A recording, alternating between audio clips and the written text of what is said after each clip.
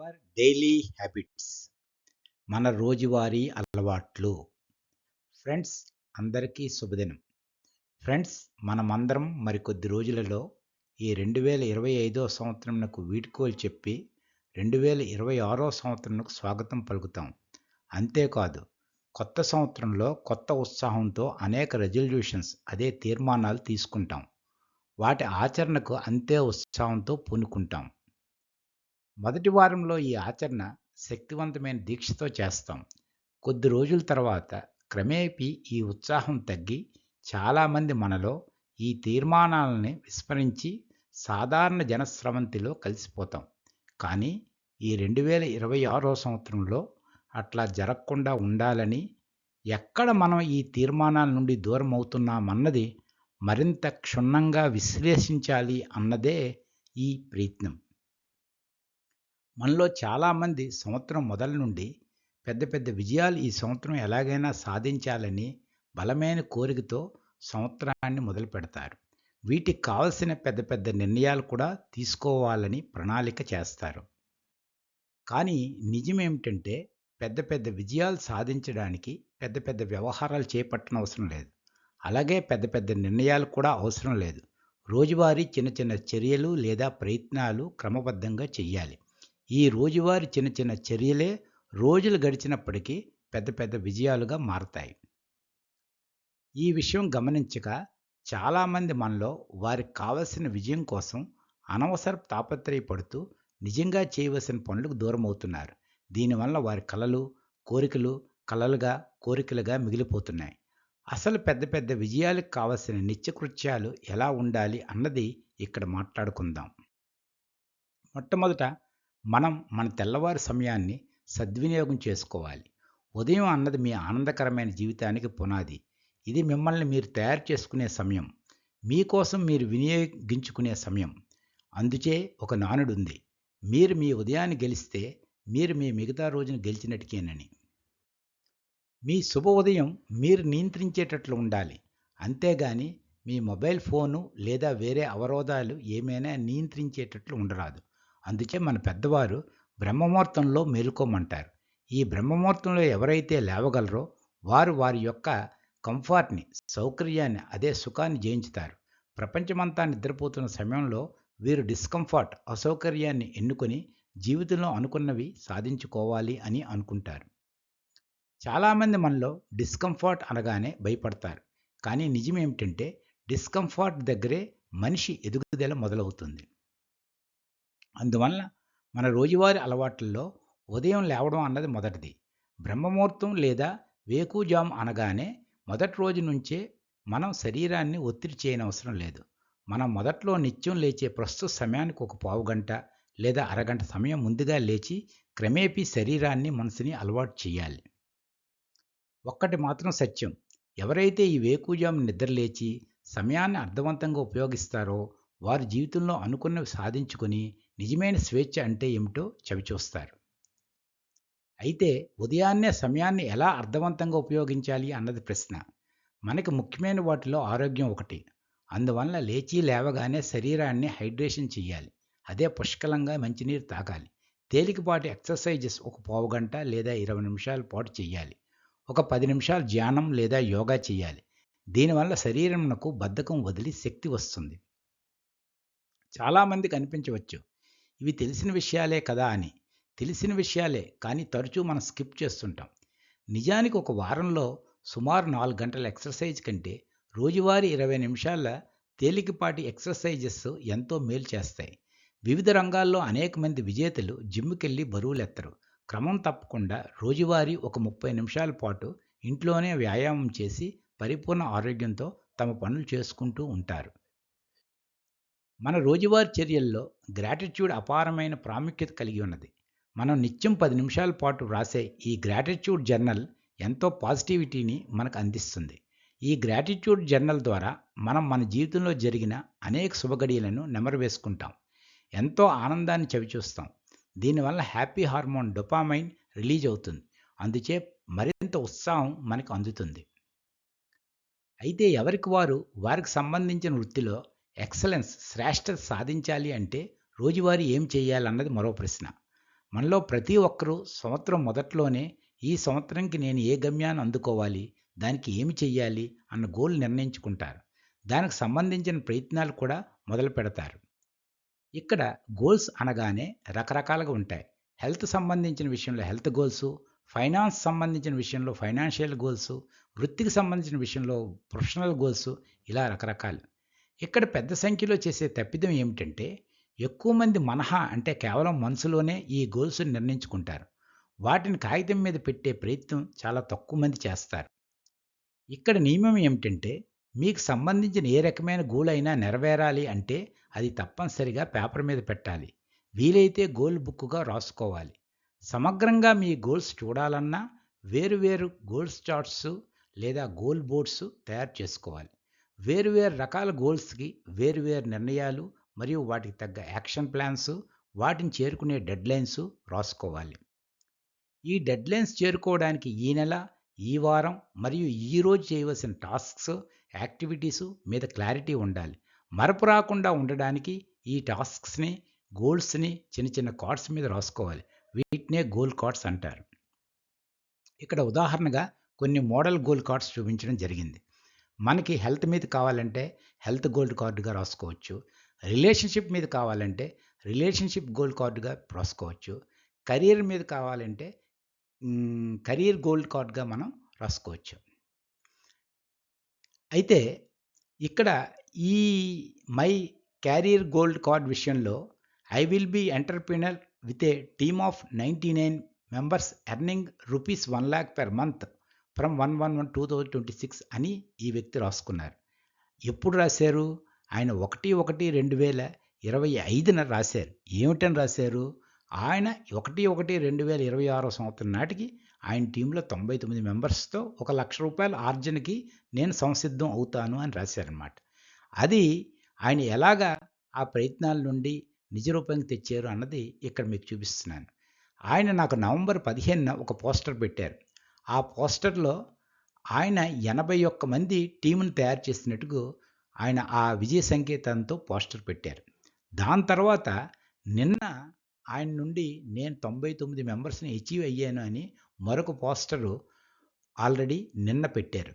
అంటే అర్థం ఏంటి? ఎవరైతే ఈ గోల్ బుక్కుల మీద గానీ, గోల్ కార్డ్స్ మీద గానీ తమ గోల్స్ రాసుకొని ప్రయత్నాలు మొదలుపెట్టి, ప్రయత్నాలు మరింత తీవ్రవంతం చేస్తే ఆటోమేటిక్‌గా ఆ గోల్స్ అన్నవి నిజ రూపంలోకి నిజ నిర్ధారణ అవుతాయి అన్నది ఇక్కడ ఒక ఉదాహరణగా చెప్పడం జరిగింది. ఏ pool proof towards goal achievement after writing these cards and working on goals. చాలామంది ఈ గోల్స్‌పై నిర్ణయాలు, ప్లాన్స్ ఒక బ్రాడర్ సెన్స్‌తో ఆలోచిస్తారు. కానీ అవి నెరవేరడానికి లేదా రీచ్ అవ్వడానికి రోజువారీ యాక్టివిటీస్ మీద కరెక్ట్‌గా ప్లాన్ చేసుకోరు. ఇక్కడే గోల్ నుండి చాలామంది దూరం అవుతారు. ఉదాహరణకి హెల్త్ గోల్ అనుకుంటే మీరు చేరుకోవాలన్న ఆరోగ్య గమ్యానికి రోజువారీ చిన్న చిన్న ఆహార మార్పులు, చిన్న చిన్న అడ్జస్ట్మెంట్స్, చిన్న చిన్న వ్యాయామాలు మరియు చిన్న చిన్న ఆహారపు త్యాగాలు కావాలి. ఈ అడ్జస్ట్మెంట్స్ రోజువారీ చేయకుండా మధ్య మధ్య స్కిప్ చేస్తూ అప్పుడప్పుడు ఆచరిస్తూ మేజర్ చేంజ్ జరగమంటే జరగదు. అలాగే ప్రొఫెషనల్ గోల్స్ అదే వృత్తిపరమైన లక్ష్యాల దగ్గర రోజువారీ టాస్క్స్ అండ్ యాక్టివిటీస్ ఇంకా చాలా ముఖ్యం. ఉదాహరణకి ఒక మార్కెటింగ్ ప్రొఫెషనల్స్ గోల్స్ దగ్గరికి వస్తే రోజువారీ క్రమబద్ధంగా చేసే 5 new business calls, 5 old customer calls, 5 direct visits, తర్వాత చేసే 5 ఫాలోఅప్ కాల్స్, ఇలాంటి రోజువారీ యాక్టివిటీస్ చాలా కీలకం. ఈ యాక్టివిటీస్ రోజువారీ క్రమబద్ధంగా చేయకుండా మేజర్ గోల్ చేరుకోవాలంటే చాలా కష్టమైన విషయం. ఇక్కడే చాలామంది రోజువారీ యాక్టివిటీస్‌ని స్కిప్ చేస్తుంటారు. స్కిప్ చేయక రోజువారీ ఇవన్నీ ఎలా సాధ్యం అన్న అనుమానం మనలో కొంతమందికి రావచ్చు. దీనికి సమాధానం ఏమిటంటే, ఈ మధ్య జరిగిన ఒక టాప్ మార్కెటింగ్ మీట్‌లో నేనే ప్రత్యక్ష సాక్ష్యం. అక్కడ ఒక టాప్ పెర్ఫార్మర్‌ని హైర్ మేనేజ్మెంట్ వారు మీరు ఈ విజయానికి ఎలా చేరుకున్నారని ఆయనను అడుగ్గా, ఆయన సమాధానం ఒకే ఒక వాక్యంలో ఈ విధంగా చెప్పారు. ఈ సంవత్సరం నేను చేసిన 300 బిజినెస్ కాల్స్, 600 మార్లు 1-to-1 interactions with concerned people, 100 Zoom meetings ఇవి ఈ సంవత్సరం నా సక్సెస్ కారణాలని నొక్కి మరీ చెప్పారు. ఆయన చెప్పింది ఏమిటంటే ఆయన ఆ సంవత్సరంలో 300 బిజినెస్ కాల్స్ చేశారట. 600 మార్లు నేరుగా మనిషితో మనిషిగా ఇంటరాక్ట్ అయ్యారట. అంతేకాకుండా 100 జూమ్ మీటింగ్స్ కండక్ట్ చేశారు. ఇవి ఆయనకి ఈ సంవత్సరం సక్సెస్ ఇచ్చేయి అని ఆయన మరీ ఆ విషయాన్ని నొక్కి చెప్పారు. అందువలన ఇవన్నీ సాధ్యమేనా అంటే కావాలంటే సాధ్యం చేసుకోవాలి. అలా చేసుకునే వ్యక్తులు ఉన్నారు అన్నది ఇక్కడ సత్యం. ఇది విని కొంతమంది వ్యక్తులు మార్కెటింగ్‌లో ఇవన్నీ అవసరాలు, టార్గెట్ చేరుకోవడానికి మరీ అత్యవసరాలు, కానీ ఇతర వృత్తుల్లో ఇది ఎలా సాధ్యం అని ప్రశ్నించవచ్చు. ఇక్కడ ఒక ఉదాహరణగా మాట్లాడితే 12 గంటల హైదరాబాద్ ప్రయాణం కోసం ఎన్ని ఏర్పాట్లు చేసుకుంటాం మనం? నెల రోజుల ముందు బెర్త్ రిజర్వేషను, వెళ్ళే ముందు మరిన్ని ఇతర సౌకర్యాలు, మధ్యలో తినే తిండి, కావలసిన తిండి వెరైటీ దగ్గర నుండి అన్నీ పక్కా ప్లాన్ చేసుకుంటాం. ఈ ప్లాన్ అంతా కేవలం మనం చేసే 12 గంటల ప్రయాణం కోసం. అలాంటిది మనం ఎన్నుకున్న వృత్తి లేదా జీవిత గమ్యం కోసం ఎన్ని ఏర్పాట్లు చేసుకోవాలి, ఎన్ని ప్లాన్లు రాసుకోవాలి, ఎన్ని యాక్టివిటీస్ జనరేట్ చేయాలి, ఎన్ని సవాళ్ళు ఎదుర్కోవాలి. ఇది ఏ వృత్తికైనా, ఏ విజయకాంక్షకైనా తప్పదు కదా! రోజువారీ ఒక కొత్త నైపుణ్యం నేర్చుకుంటా. Learn a new skill daily. మనం చూస్తున్న ఈ ప్రపంచం చాలా త్వరితగతిలో రోజురోజుకి మారుచున్నది. నిన్న ఎంతోమందికి సేవ చేసిన గొప్ప గొప్ప సంస్థలు నేడు ఏమీ చేయలేక వెనకబడినాయి.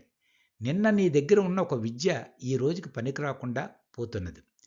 ఈ రోజు నీకు తెలిసిన విద్య రేపటికి అవుట్డేట్ అయిపోతున్నది. అందువల్ల మారుతున్న కాలానికి అనుగుణంగా మనం రోజువారీ కనీసం ఒక కొత్త నైపుణ్యం నేర్చుకోవాలి. మనలో చాలామంది ఇప్పటికీ సరిగ్గా ఒక ఈమెయిల్ పంపించలేరు. చాలామందికి వర్డ్ మరియు ఎక్సెల్ షీట్ వంటి వాడకం సరిగ్గా తెలియదు. చాట్ జీపీటీ లాంటి అనేక టూల్స్ సరే. ఈ టూల్స్ అన్నీ ఈరోజు మనం నిర్వహిస్తున్న అనేక వృత్తుల్లో అమోఘంగా ఉపయోగపడతాయి. వీటి ద్వారా మనం మన వృత్తిలో అపారమైన ప్రగతి సాధించవచ్చు. కానీ మనలో చాలామంది ఈ టూల్స్ వినియోగం కోసం నిత్యం ఇతరులపై ఆధారపడుతుంటారు. ఈ టెక్నాలజీ, ఈ టూల్స్‌ని మనం రోజువారీ ఒక నైపుణ్యంగా నేర్చుకుంటే ఒక 6 నెలల కాలంలో అనేక నైపుణ్యాలు మన వశం అవుతాయి. దీనివల్ల మన వృత్తిని మరింత సమర్థవంతంగా నెరవేర్చగలం. చాలామంది మనలో మా అబ్బాయి లేదా మా మనవడు మొబైల్ ఫోను చిన్నవాడైనా భలే వాడతాడని గొప్పలు చెప్పుకుంటాం.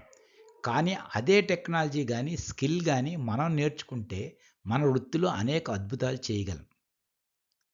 నేడు మనం ఏఐ ఆర్టిఫిషియల్ ఇంటెలిజెన్స్ యుగంలో ఉన్నాం.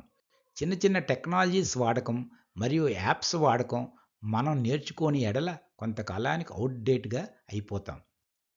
అందుచే రోజువారీ ఒక కొత్త నైపుణ్యాన్ని తప్పనిసరిగా మనం నేర్చుకోవాలి. ఈ నైపుణ్యాలు రాబోయే సవాళ్ళను ఎదుర్కోవడానికి ఎంతో ఉపయోగపడతాయి. అంతేకాదు ఈ నైపుణ్యాలు మనకి ఎంతో విశ్వాసాన్ని పెంచుతాయి. Book reading. మన రోజువారీ అలవాట్లలో రెగ్యులర్ బుక్ రీడింగ్ చాలా అవసరమైనది మరియు విలువైనది. ఇది మనల్ని చాలా అప్డేట్‌గా ఉంచుతుంది మరియు సొసైటీ నుండి వచ్చే అనేక నెగెటివ్ మాటలకు ఆనకట్ట వలె అడ్డు నిలిచి మనల్ని నిరంతరం పాజిటివ్ ఆలోచనలతో ఉంచుతుంది. ఈ బుక్ రీడింగ్ మన గత తరాలలో చాలా సాధారణ విషయం. ఈ కంప్యూటర్ యుగంలో ఇది రాను రాను తగ్గిపోయింది. కొద్ది శాతం యువత ఈ బుక్ రీడింగ్ చేస్తున్నా అది డిజిటల్ రీడింగ్‌లోనే జరుగుతున్నది. ఇక్కడ బుక్ రీడింగ్ అనగానే మనం ఒకే రోజు పుస్తకం అంతా గానీ లేదా ఎక్కువ పేజీలు గానీ చదవనవసరం లేదు. కేవలం రోజుకి 5 లేదా 10 పేజీలు చదివితే చాలు. ఒక 10 లేక 15 రోజుల్లో బుక్ కంప్లీట్ అయ్యేటట్లు ప్లాన్ చేసుకోవాలి. ఈ బుక్ రీడింగ్ రాత్రి పడుకోబోయే ముందు ఒక మంచి అలవాటు. అయితే రాత్రి పడుకోబోయే ముందే ఎందుకు అన్న ప్రశ్న మనలో రావచ్చు. ఎందుకంటే రాత్రి పడుకోబోయే ముందు గంట సమయం లేదా అరగంట సమయం మనకి చాలా విలువైంది. ఈ సమయంలో మనమేం ఆలోచిస్తామో ఆ విషయాన్ని మన సబ్‌కాన్షియస్ మైండ్ త్వరితగతిలో పట్టుకొని అది జరిగేటట్లు ప్రేరేపిస్తుంది. సాధారణంగా మన మనస్సు లేదా ఆలోచనల పరంపరకు అవధి ఉండదు. మనం కొన్నిసార్లు దారి తప్పి అనవసర ఆలోచనలలో దూరిపోతాం. అందువల్ల కేవలం మంచి ఆలోచనలు మాత్రమే పడుకోబోయే ముందు చాలా అవసరం. ఇలాంటి మంచి ఆలోచనల ప్రేరణకు బుక్ రీడింగ్ మనకు చాలా సహకరిస్తుంది. అందుకే వాడుకలో ఒక నానుడి ఉంది. అది a good book is a good friend. ఒక మంచి పుస్తకం ఒక మంచి స్నేహితుడి వంటిది. అందుచే రోజు పడుకోబోయే ముందు కనీసం ఒక 2 పేజీల బుక్ రీడింగ్ చెయ్యాలి. అంతేకాదు ఇది మనల్ని నిరంతర మోటివేషన్‌లో ఉంచుతుంది. రిఫ్లెక్షన్, మననం. మన రోజువారీ అలవాట్లలో రిఫ్లెక్షన్‌కు ఒక ప్రత్యేక స్థానం ఉంది. ఇది ఒక రకంగా మన చర్యలను తిరిగి ఆత్మపరిశీలన చేసుకునే ప్రక్రియ. మన సంప్రదాయంలో చేసే హోమాలు, యాగాలలో ఆఖరి ఘట్టంగా పూర్ణాహుతి సమర్పిస్తాం. పూర్ణాహుతితోనే హోమం పరిసమాప్తం అవుతుంది. దీనితోనే హోమానికి గాని, యాగానికి గాని పరిపూర్ణత సంతరించుకుంటుంది. అదేవిధంగా ఈ రిఫ్లెక్షన్ మన రోజువారీ అలవాట్లకు ఒక పరిపూర్ణత లేదా పూర్ణత్వం ఇస్తుంది. రిఫ్లెక్షన్ అన్నది మనం చేసే పనిని, దాని తీరుని నెమరు వేసుకునే ఒక ముఖ్య ఘట్టం. ఈ రిఫ్లెక్షన్ ద్వారానే మనం మన రోజువారీ చర్యలు, వాటి తీరు, అది సాగుతున్న దిశ మనం అంచనా వేయవచ్చు. ఒకవేళ మన రోజువారీ చర్యలలో లేదా చర్యల ద్వారా చిన్న చిన్న విజయాలు వస్తే, ఆ విజయాలను తప్పనిసరిగా సంబరాలుగా చేసుకోవాలి. ఎందుకంటే మనం ఎదగాలి అంటే మన భుజాన్ని మనమే ముందుగా ప్యాట్ చేసుకోవాలి. మనం నేర్చుకున్న ఒక కొత్త నైపుణ్యంలో గాని, విజయవంతంగా పూర్తి చేసిన ఒక పుస్తక పఠనంలో గాని, వృత్తిలో సాధించిన పురోగతి విషయంలో గాని, మనకు మనమే ఆ విజయాలను ఒక సంబరంగా జరుపుకోవాలి. ఇది మనల్ని మరింత ముందుకు నడిపించే గొప్ప ప్రక్రియ. ఒకవేళ అలా కాకుండా మనం అనుకున్నట్లు ఫలితాల వైపు మన చర్యలు సాగటం లేదంటే, వాటిని కరెక్ట్ చేసుకొని మరింత ఇంప్రూవ్‌మెంట్ చేసుకునే అవకాశం ఈ రిఫ్లెక్షన్ మనకు కల్పిస్తుంది. అందువల్ల ప్రతిరోజు మనం మన పనిని పూర్తిగా ముగించే ముందు ఈరోజు, ఈ వారం తీసుకున్న చర్యలు, వాటి పురోగతి ఒక్కసారి మననం చేసుకొని, వాటిని మరింత రిజల్ట్ ఓరియెంటెడ్‌గా మార్చుటకు మనం తీసుకోవలసిన మరిన్ని జాగ్రత్తలు, కొత్త నిర్ణయాలు ఒక్కసారి అవలోకనం చేసుకోవాలి. దీనివలన మనం రోజువారీ ఆచరిస్తున్న అనేక అలవాట్లు, వాటి చర్యలకు ఒక పూర్ణత్వం వస్తుంది. అంతేకాదు, అవి మనం అనుకున్న గమ్యం వైపు ప్రయాణం సాగిస్తాయి. అయితే మనం ఇక్కడ చెప్పినట్లు అనేక ఈ రోజువారీ అలవాట్లు విని మనలో చాలామంది మోటివేట్ అయ్యి పనిని మొదలెట్టి చర్యలను అదే యాక్షన్స్‌ను ప్రారంభిస్తారు. కానీ చాలామంది ఈ చర్యలను ఎక్కువ కాలం లేదా ఎక్కువ రోజులు కొనసాగించరు. ఎందుకంటే మోటివేషన్ ఎక్కువ కాలం వారితో ఉండదు. ఇక్కడ వారు పట్టుకోవాల్సిన ముఖ్య విషయం క్రమశిక్షణ. అదే డిసిప్లిన్.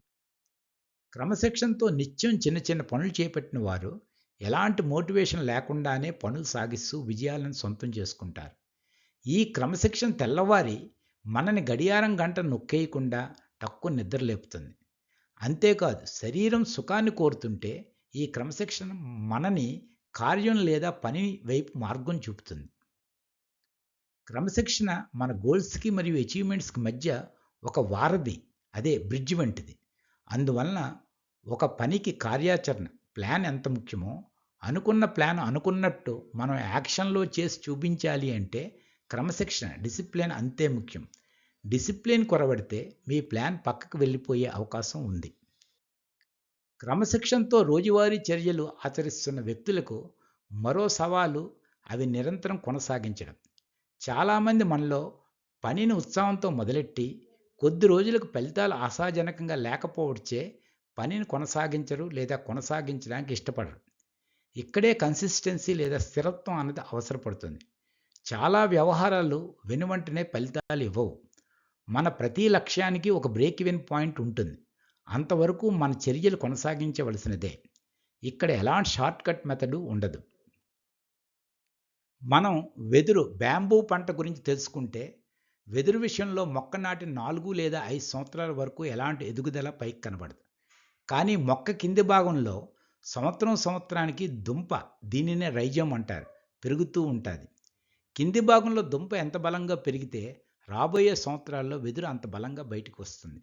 మొదటి 4 సంవత్సరాలు ప్రిపరేటివ్ దశ. ఈ దశ దాటినాటిగా రోజుల్లో అనేకంగా బలంగా వెదురు బయటకు వస్తుంది. అదేవిధంగా ఎవరైతే మౌనంగా, నమ్మకంతో నిరంతరం రోజులు, వారాలు, నెలలు తమ పనిలో ఉంటారో వారికి తుదకు అమోఘమైన ఫలితం వస్తుంది. ఒకసారి ఫలితాలు మొదలైతే అవి రోజు రోజుకి మరింత వేగం అందుకుంటాయి. అందువల్ల రోజువారీ అలవాట్లు అంత గొప్పవి.